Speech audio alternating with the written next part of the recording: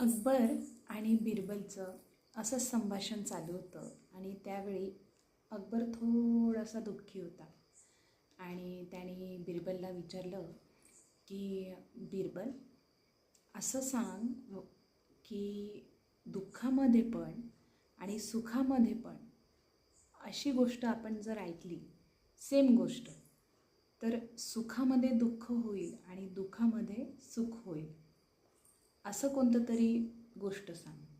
म्हणजे असं वाक्य सांग की जे दुःखात ऐकल्यावर माणूस सुखी होईल, म्हणजे त्याला थोडीशी सहानुभूती भेटेल आणि सुखात ऐकल्यावर थोडासा माणूस दुःखी होईल.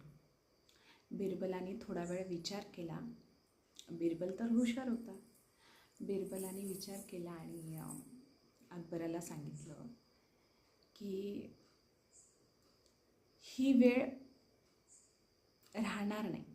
जी वेळ चालू आहे ती पण निघून जाईल. म्हणजे जो सध्याचा काळ आहे, जी सध्या वेळ आहे, मग ती सुखाची असो किंवा दुःखाची असो, ती चिरकाळ टिकणारी नाही आहे. ती नेहमी बदलत राहणार आहे. एकमेव जी गोष्ट ह्या जगामध्ये जे बदलते, नेहमी चेंज होते, हेच म्हणजे जगाचा नियम. सगळ्यात मोस्ट न बदलणारा म्हणजेच नेहमी बदलणारा. तुम्ही म्हणताल असं का? तर एकमेव नियम आहे की जग हे नेहमी बदलत राहतं. सकाळ असेल तर रात्र होईल, रात्र असेल तर सकाळ होईल, सुख असेल तर दुःख येईल, दुःखी असाल तुम्ही तर कधी ना कधी तर सुख येईल. कधी ना कधी नाही, लवकरच येईल. जर तुम्ही दुःखात असाल तर कोणतीच गोष्ट ही तशी टिकत नसते. आता जर तुम्ही दुःखी असाल ना तर विश्वास ठेवा, आता ते दुःख संपणार आहे आणि आता तुम्ही सुखात जाणार आहात.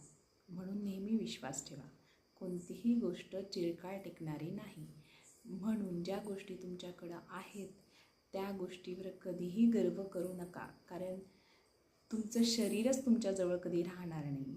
मग बाकीच्या मटेरियलिस्टिक गोष्टींवर गर्व करून काय उपयोग?